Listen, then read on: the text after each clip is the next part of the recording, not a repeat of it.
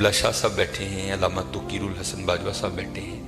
یہ فقہ کی کتابوں میں لکھا ہے کہ جب مسجد کی صفائی کی جائے نا تو جو مسجد کا کوڑا ہے نا، ظاہر ہے نکلے گا نا کوڑا کا، ریت ہوگی، مٹی ہوگی، کچھ اور بھی معاملات ہو سکتے ہیں. تو فقہ کی کتابوں میں لکھا ہے کہ جو مسجد سے نکلنے والا کوڑا ہے اس کوڑے کو اس جگہ نہ پھینکا جائے جہاں عام گھروں کا کوڑا آتا ہے، کہ مسجد کے کوڑے کا بھی ادب کرنا ہے کہ یہ اللہ کے گھر کا کوڑا ہے.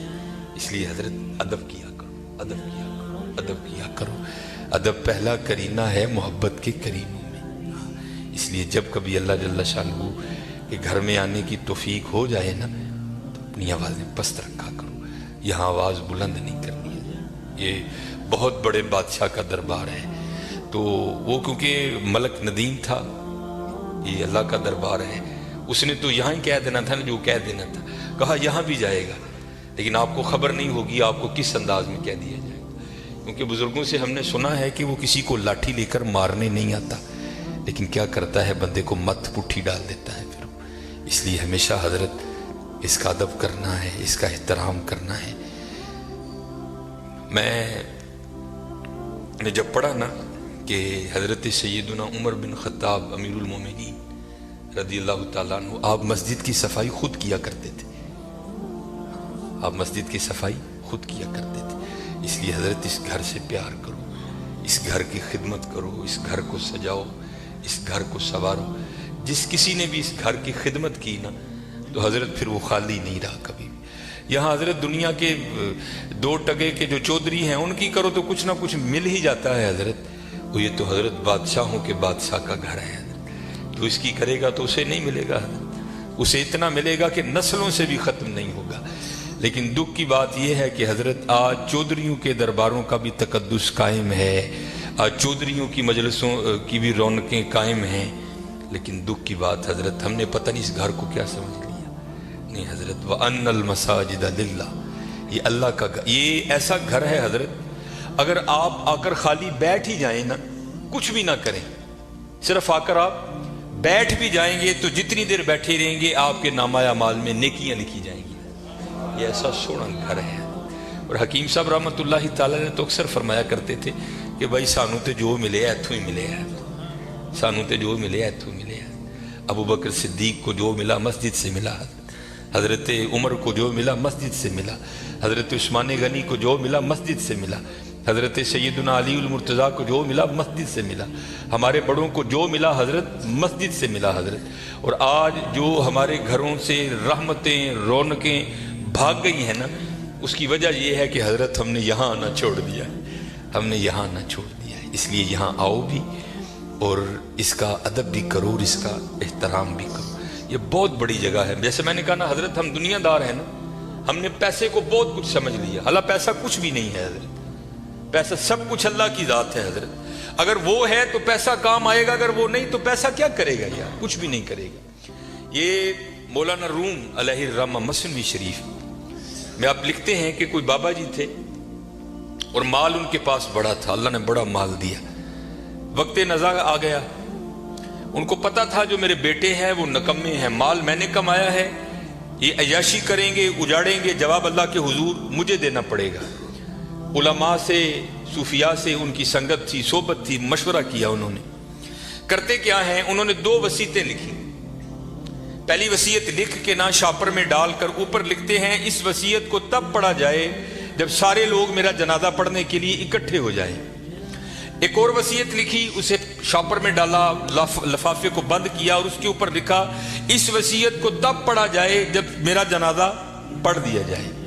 اب چودھری تھا، میں تو اکثر احباب سے پوچھتا ہوں پتہ نہیں حضرت ہم نے تو کہیں نہیں پڑھا، شاید آپ نے پڑھا ہو تو ہمیں بھی بتائیے گا. کہاں لکھا ہے کہ امیر کے جنازے میں زیادہ ثواب ہے، غریب کے نہیں ہوتا.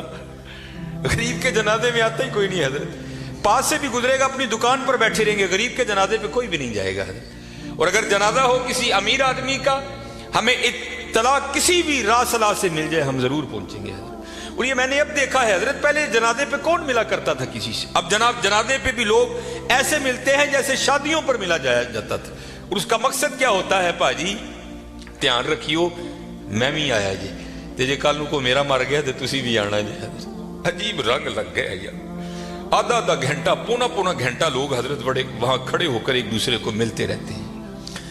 लोग जनाजा पढ़ने के लिए आ गए, इमाम साहब भी खड़े हुए, आपने लोगों को नीयत बताई। तो जो बाबे का बड़ा बेटा था ना, वो कहता है मौलवी साहब अब्बा जी होरां ने 2 वसीयतां कीतियां ने। पहली वसीयत पर उन्होंने लिखा है इस वसीयत को तब खोल के पढ़ा जाए जब सारे लोग मेरा जनाजा पढ़ने के लिए आ जाएं। अब सारे लोग आ गए हैं, कितारें बन गई हैं, सफ़ें बन गई हैं, तो आप ये वसीयत पढ़े। ये मौलाना रूम लिख रहे हैं, सन 700 हिजरी में मसनी शरीफ आपने तसनीफ की। उसमें लिखते हैं कि जब वो वसीयत को पढ़ा ना अल्लामा साहब ने, तो बाबा जी लिखते क्या हैं, जो लोग भी मेरा जनाजा पढ़ने के लिए आ जाएं और आकर भी ना पढ़ें, मेरे सारे पैसे उनमें बांट दिए जाएं। अब जब ये ऐलान हुआ ना, तो थे तो हम जैसे ही सारे, उन्होंने कहा जनाजा फर्द किफाया, चंद अहबाब भी पढ़ लेंगे, सबका हो गया। चलो अगर सवाब की बात है किसी और का पढ़ के ले लेंगे, यहां नगद पैसे मिल रहे हैं। एक निकला, दूसरा निकला, तीसरा निकला, यहां तक कि मौलाना रूम फरमाते हैं कि जितने लोग जनाजा पढ़ने के लिए आए थे ना, सब नेकी छोड़कर पैसे लेने के लिए पीछे जाकर खड़े हो गए। अब रह गए सिर्फ मौलवी साहब और बाबा जी के बेटे। बाबा जी के बेटों ने सोचा ले भाई वो पैसे तो साडे ने, ए लै लोग चले ने, चलो हुण अब्बा जी ने वसीयत कर छड़ी, ये खैर उत्थे ते रेट नहीं हो सकती, लेकिन हुण कुछ असी भी तो लईए ना। एक बेटा, दूजा बेटा, तीजा बेटा, चौथा बेटा, चारों जाकर लोगों में खड़े हो गए। अब रह गए मोए बाबा जी और मौलवी साहब। फिर मुझे यहाँ मियाँ मोहम्मद बख्श साहब याद आए। आप क्या फरमाते हैं, जानदी वारी क्या डरोना बनिया, डर दे हथ नहीं लांदे, जिन्हां लई तू पाप कमाए किथे ने तेरे कर दे। रोना है जी हजरत, मैंने बड़ा बड़ा कुछ देख लिया है, इतना इतना कुछ देखा है कि दिल करता है सिर चखे पा के कि टुर जाइए साइड, लेकिन क्या करें, ड्यूटियां लगी हैं, निभानी पड़ती। मैं नया नया गया ना, जब वापडा करूँगी, अमीर आदमी, लैंड क्रूजर, प्राडो, जनाब सज्जे खब्बे, मेरी भी थोड़ी फिरकी घूम गई, बड़ी मोहब्बत मिली जनाब। अक्सर बड़े बड़े नाम जाते हुए वसीयत कर गए कि सानू गुसल जड़ा नाफस साहब देन गया। मैं भी नया नया था, मैंने भी चले जाना। एक बहुत बड़ा हजरत सियालकोट का नाम है, गुसल देने के लिए गया। इसी तरह सर्दियां थी, बाबा लेटा है चारपाई पे, उसका बेटा खड़ा था, तो बाबे ने ना स्वेटर पहन रखा था। स्वेटर भी कोई माड़ा स्वेटर नहीं हजरत, ब्रांड का स्वेटर, कई हजार उसकी कीमत होगी। तो मैंने बड़े बेटे को कहा, मैंने कहा गल बात सुनो, जो तेरे हाथ में ये जो एप्पल का मोबाइल है ना, जिसकी कीमत इस वक्त भी 1.5 लाख से ऊपर है, ये बाबे की कमाई का है। ये तूने हाथ पे राडो बांध रखी है ना, ये बाबे की कमाई की है। जो तेरे पास लैंड क्रूजर है ना, ये बाबे की कमाई की है। और ये वो बाबा है कि जिसको वली होने की तेरे लिहाज से सनद अल्लाह और अल्लाह के रसूल ने दी है। ये जैसा भी है तेरे लिए वली है। जिम्मेदारी मेरी है, जे तू कहे तो मैं बाबे का स्वेटर ऐने तेन ला के दिना वा कि बाबे ने भी तकलीफ नहीं होएगी, तो स्वेटर तू रख ले, बाबे का स्वेटर है, ऐसे सदके तेरिया मौजा ने पाया कर। ये मस्जिद में बैठा हूँ हजरत, मुंडा कहता ना ना हजरत मुर्दे दियां शैवां नहीं पाई दी, मैं जालबा लोगों ने मुर्दा तेरा ते अब्बा यार की करन दे। उन्हें कहा नहीं मैं नहीं मुर्दे की शै पानी है, जिन्हां लई तू पाप। ये मियाँ साहब ने एवं नहीं लिखे हजरत, आपने बड़ा मुशादा किया था जमाने का, जिन्हां लई तू पाप कमाए तेरे कर। खैर हजरत कैंची मेरे हाथ में थी, मैंने स्वेटर काट दिया। नीचे वो बाबे के कपड़े आए, और वो भी बाबे ने कैम्ब्रिज के, मुझे ब्रांड याद है आज भी, कैम्ब्रिज के बाबे ने कपड़े पहने हुए थे, हॉफ वाइट कलर की शलवार कमीज थी बाबे की। मैंने दूसरे बेटे को कहा, उसी तरह मैंने कहा सारियां मुजाहिदियां ने, अब बाबे की शलवार है कमीज मैं लाना रख ले यार, कदी कदी तबरक समझ के पाई, ये मेरे वालिद दी। उसने भी यही कह के इनकार किया। फिर जब गुसल देने की बारी आई, मैंने कहा बताता मैं हूं गुसल कैसे देते हैं।